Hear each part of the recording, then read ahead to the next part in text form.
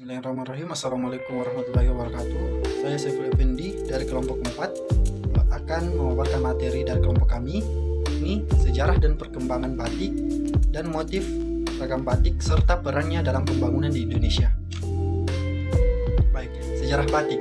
Sejarah batik di Indonesia terkait erat dengan perkembangan kerajaan Majapahit dan penyebaran ajaran Islam di Pulau Jawa. Dalam beberapa catatan, pengembangan batik banyak dilakukan pada zaman Kesultanan Mataram, lalu berlanjut pada zaman Kesultanan Surakarta dan Kesultanan Yogyakarta. Keberadaan kegiatan batik terutama berasal dari Ponorogo yang masih bernama Wengker sebelum abad ke-7. Kerajaan di Jawa Tengah belajar batik dari Ponorogo.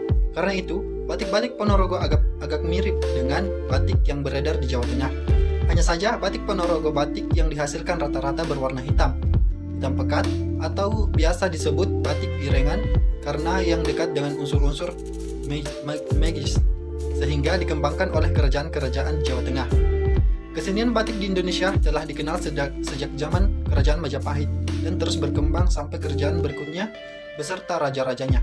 Kesenian batik secara umum meluas di Indonesia dan secara khusus di Pulau Jawa setelah akhir abad ke-18 atau awal abad ke-19. Kemudian, kesenian batik adalah kesenian gambar di atas kain untuk pakaian yang menjadi salah satu kebudayaan keluarga kerajaan di Indonesia zaman dahulu. Awalnya, kegiatan membatik hanya terbatas dalam keraton saja dan batik dihasilkan untuk pakaian raja dan keluarga pemerintah dan para pembesar. Oleh karena banyak dari pembesar tinggal di luar keraton, maka kesenian batik dibawa oleh mereka keluar dari keraton dan dihasilkan pula di tempatnya masing-masing.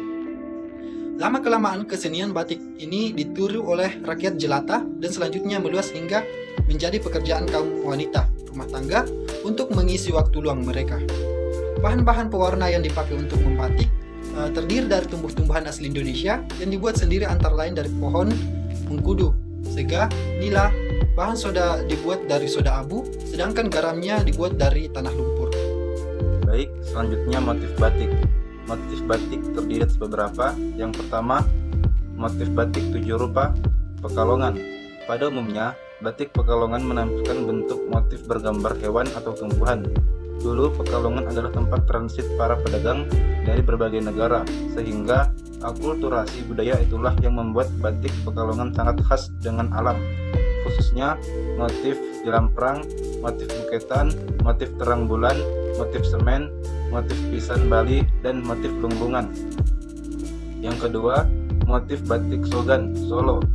Batik ini didominasi oleh warna coklat muda dan memiliki motif yang khas seperti bunga dengan aksen titik-titik atau lengkungan garis.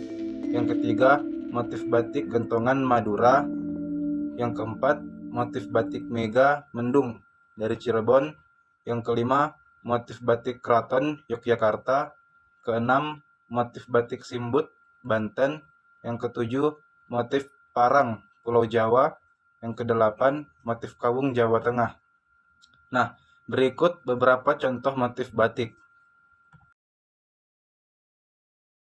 Selanjutnya, peran dalam pembangunan.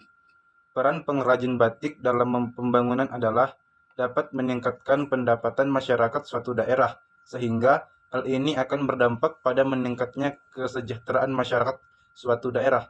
Batik merupakan salah satu daya tarik wisatawan untuk datang ke daerah tersebut. Contohnya saja, daerah istimewa Yogyakarta, tidak sedikit wisatawan yang datang ke Yogyakarta untuk mencari kain batik. Batik sudah menjadi salah satu sebagai pusat keunggulan ekonomi suatu daerah. Pusat keunggulan ekonomi adalah suatu sistem ekonomi di mana pemerintah ikut andil dan berpengaruh dalam pengendalian kegiatan perekonomian. Indonesia adalah suatu negara yang cukup luas di mana di setiap wilayah memiliki keunggulan masing-masing seperti wilayah Sumatera, sentra produksi dan pengolahan hasil bumi dan lumbung energi nasional. Wilayah Jawa, pendorong industri dan jasa nasional. Wilayah Bali, pintu gerbang pariwisata dan pendukung pangan nasional. Wilayah Kalimantan, pusat produksi dan pengolahan hasil tambang dan lumbung energi nasional. Wilayah Sulawesi, pusat produksi dan pengolahan hasil pertanian, perkebunan, dan perikanan, serta pertambangan nikel nasional. Wilayah Papua, Kepulauan Maluku, pusat pengembangan pangan, perikanan, energi, dan pertambangan nasional. Dengan adanya pusat keunggulan ekonomi ini, diharapkan dapat meningkatkan kesejahteraan masyarakat dengan cara semakin banyaknya tersedia lapangan pekerjaan dan meningkatkan kualitas pendidikan, agar sumber daya manusia yang tersedia dapat bersaing di era globalisasi ini. Terima kasih, cukup sekian. Saya akhiri dengan Assalamualaikum warahmatullahi wabarakatuh.